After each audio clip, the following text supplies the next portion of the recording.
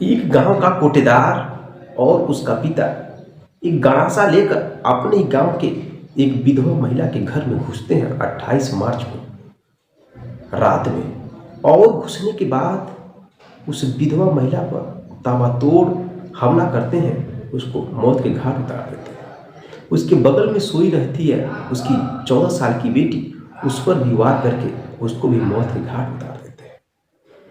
उस विधवा महिला की एक बेटी और थी बड़ी, जो अलग कमरे में सोई थी। लोग उसको भी मौत के घाट उतारने के लिए जाते हैं तो वह लड़की चीखती है, चिल्लाती है और कहती है कि मैंने पुलिस को फ़ोन कर दिया है, पुलिस आ रही है।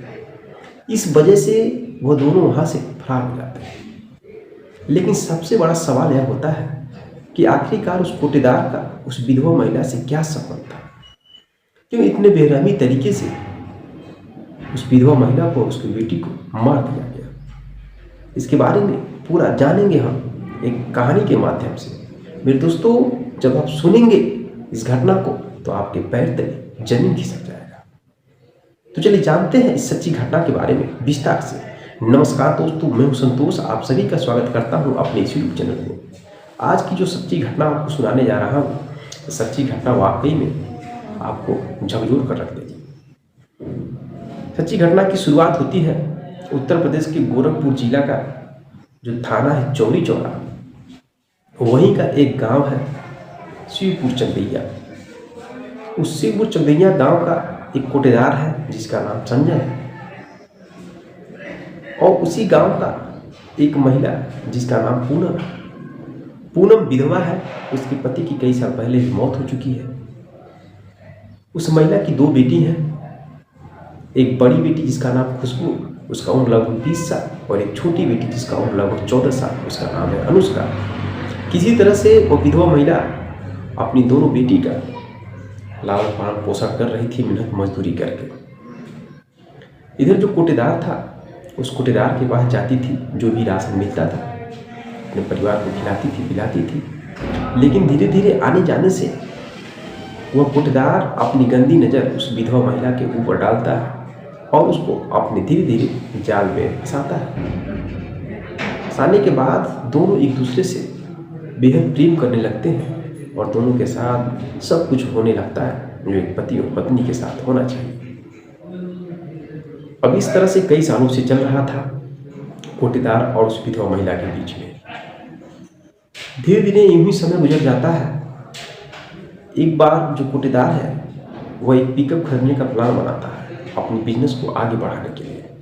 उसको पैसे की ज़रूरत पड़ी, कुछ पैसे घट रहे थे, तो उस पैसे की डिमांड करता है अपनी जो जिससे प्रेम करता था विधवा महिला से, यानी पूनम से।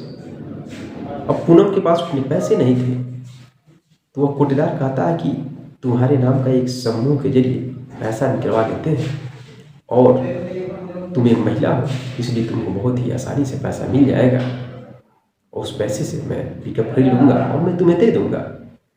विधवा महिला बहुत ही आसानी से अपने प्रेमी पर विश्वास कर लेती है और उसके नाम का समूह खुलवा करके उससे पैसा ले करके अपने यूज करने लगता है।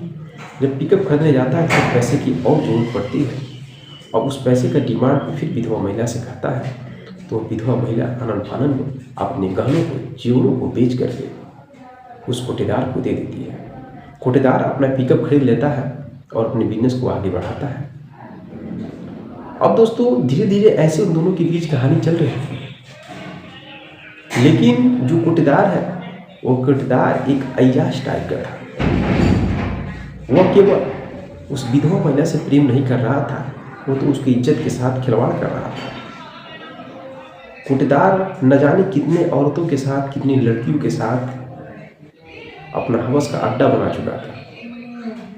अब उसकी एक गंदी नज़र दूसरी महिला पर पड़ती है, उसके साथ वो संबंध बनाता है, सब कुछ अफेयर चलने लगता है। इधर एक विधवा महिला है, जब इस विधवा महिला को मालूम चलता है तो इसी बात को लेकर अब उस कोटेदार से यानी संजय से बहस करती है। अब यहीं पर उन दोनों के बीच दरार होना शुरू हो जाता है, दूरियां बनना स्टार्ट हो जाता है। वो विधवा महिला कहती है कि मैंने तुम्हारे लिए सब कुछ किया, तुमको पैसा दिया, अपने गहने तक बेच दिया, और तुम अपनी गंदी नज़र किसी और पर भिड़ा रहे हो। तुम मेरा पैसा वापस करो। अब दोस्तों कोटेदार उसको धमकी देता है कि मैं SC/ST एक्ट के तहत तुम्हें फंसा दूंगा, मैं तुम्हें पैसा नहीं दूंगा, तुम क्या कर लोगे। अब बेचारी वो गरीब विधवा महिला करे तो क्या करे, उसी तरह से गरीब थी, लेकिन वो अब कर्ज में भी लग गई। समूह से पैसा निकलवाया, समूह का पैसा आपने ले लिया और पैसा नहीं देने की बात कह रहा है, उसके गहने भी बेच दिए। अब दोनों के बीच इस तरह से मनमुटाव झगड़े होने लगे। अब विधवा महिला उस कोटेदार संजय से कहती है कि हमारे मोबाइल में तुम्हारा कुछ ऐसे वीडियो है जिसके जरिए मैं तुम्हें बदनाम कर सकती हूँ, तुम्हें फंसा दूँगी, नहीं तो मेरे पैसे वापस कर दो। अब इस चीज़ की वो विधवा महिला धमकी देती है तो कोटेदार बहुत ही परेशान होने लगता है, वो परेशान होने लगता है। अब एक दिन वो विधवा महिला मार्केट से अपने घर पर आ रही थी तो एक चौराहा पड़ता है, उसी चौराहे पर कोटेदार उस विधवा महिला से बात करता है और वीडियो डिलीट करने की बात को लेकर बहस दोनों के बीच होता है। लेकिन बहस होते होते बहस इतना बड़ा हो जाता है कि वो कोटेदार उस विधवा महिला को बीच चौराहे पर कई थप्पड़ मारने लगता है।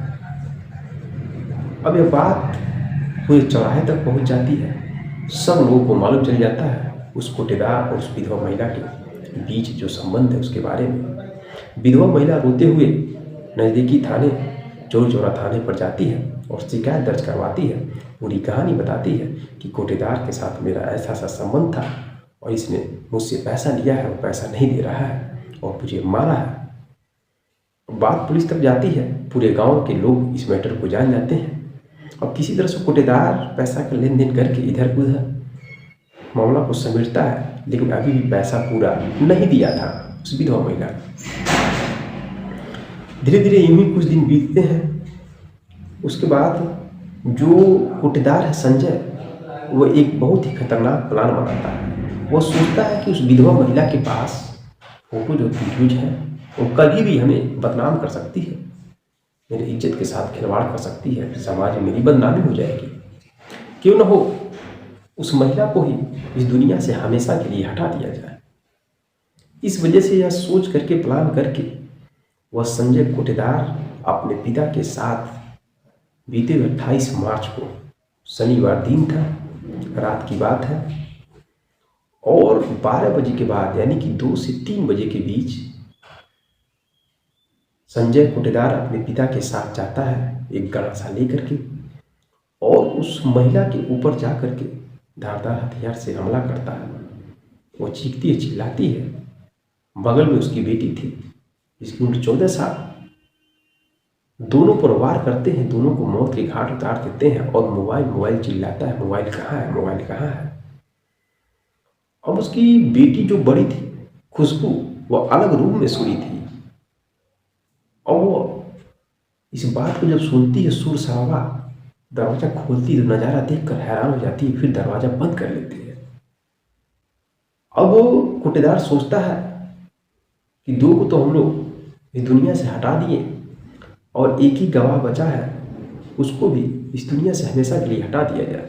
अब खुशबू को भी मारने के लिए दोनों जाते हैं तो दरवाज़ा बंद कर लेती है, चीखती है, चिल्लाती है और कहती है मैंने फ़ोन कर दिया है, पुलिस आ रही है। यह शब्द सुन करके दोनों वहाँ से फरार हो जाते हैं। अब गांव के लोग जैसे ही जानते हैं सुबह होता है, पूरे गांव में हाहाकार मच जाता है। 2 मर्डर हो जाते हैं, माँ और बेटी का, पूरा हड़कंप मच जाता है।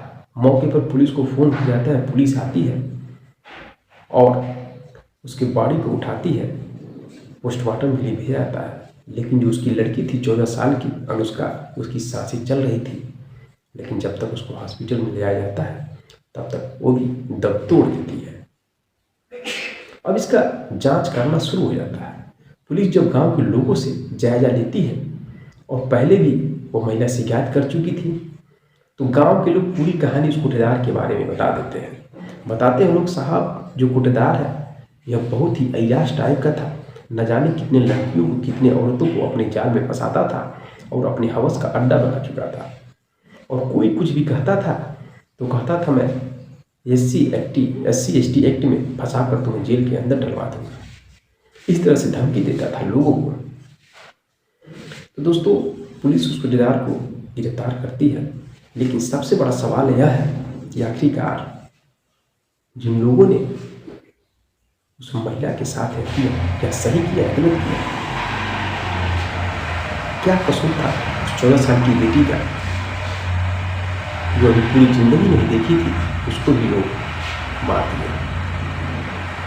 दोस्तों, ये घटना अब एक बहुत बड़ा राजनीतिक मुद्दा भी बन गया है, क्योंकि उत्तर प्रदेश के जो सीएम है योगी आदित्यनाथ जी, उनके ही निवास स्थान यानी गोरखपुर जिला के चौरी चौरा थाना में हुआ है।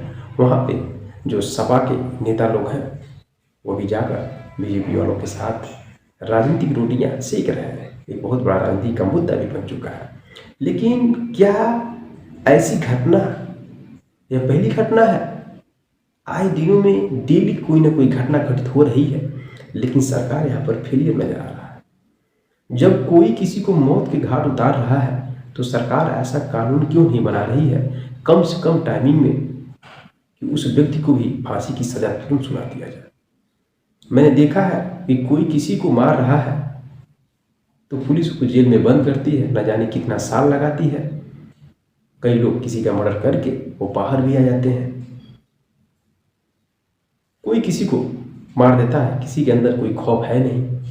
इसलिए मैं चाहता हूँ, सरकार से गुजारिश करता हूँ कि मौत का बदला मौत ही मिलना चाहिए। अगर कोई व्यक्ति किसी को जान से मारता है और अच्छी तरह से सबूत के तौर पर मिल जाता है तो जांच करके और टाइमिंग कम से कम 1 हफ्ता, 10 दिन, 15 दिन, 20 दिन के अंदर में ही ऑन द स्पॉट फैसला सुनाकर उसको भी फांसी पर लटका देना चाहिए। अगर ऐसा कानून नहीं बना तो आए दिन किसी के अंदर कोई खौफ नहीं रहेगा। लोग सब्जी की तरह किसी न किसी को काट देते हैं, यानी कि उनके अंदर कोई डर नहीं है कानून का, तभी तो लोग ऐसा कर रहे हैं। मेरे दोस्तों, और मैं ज़्यादा क्या बोलूँ, आप लोग इस बात पे विचार करिएगा और कमेंट करिएगा कि कानून व्यवस्था कैसा होना चाहिए। बाकी अब आगे क्या बात होता है, क्या उस ठेकेदार को कोई सजा मिल सकता है, फांसी हो सकता है कि नहीं हो सकता है, कि पैसे के दम पर फिर बाहर आ जाएगा, फिर वही काम करेगा, क्योंकि बड़े बड़े लोग, बड़े बड़े राजनेता लोग यही करते हैं। तो दोस्तों, आप लोग की राय क्या है सच्ची घटना के बारे में कमेंट बॉक्स में कमेंट करिएगा। मिलते हैं नेक्स्ट वीडियो में नेक्स्ट कहानी के साथ। तब तक के लिए जय हिंद, जय भारत।